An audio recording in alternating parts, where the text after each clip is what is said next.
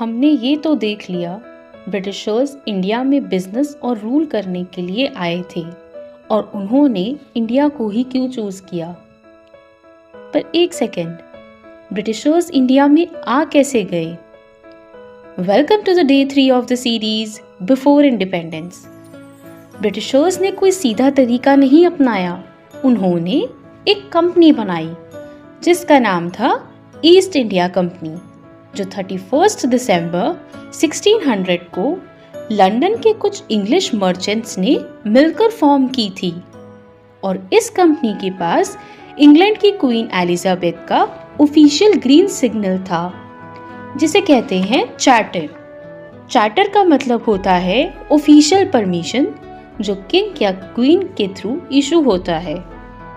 और इसी ऑर्डर को चार्टर ऑफ 1600 भी कहा जाता है।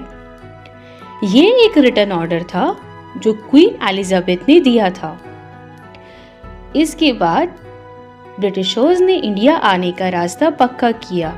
वो समुद्र के रास्ते बड़े बड़े शिप्स में इंडिया तक पहुंचे। ईस्ट इंडिया कंपनी के थ्रू इंडिया आने वाला पहला रिप्रेजेंटेटिव था विलियम हॉकिंस।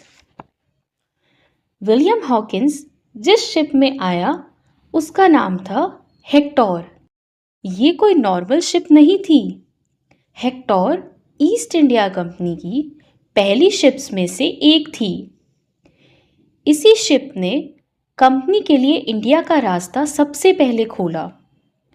ये शिप 24 अगस्त 1608 सूरत में पहुंची। पर ये तो सिर्फ शुरुआत थी। बिजनेस का खेल तो धीरे धीरे पावर में बदलने वाला था। आगे क्या हुआ वो हम नेक्स्ट पार्ट में देखेंगे। Till then wait for the next part and please do subscribe my YouTube channel important facts.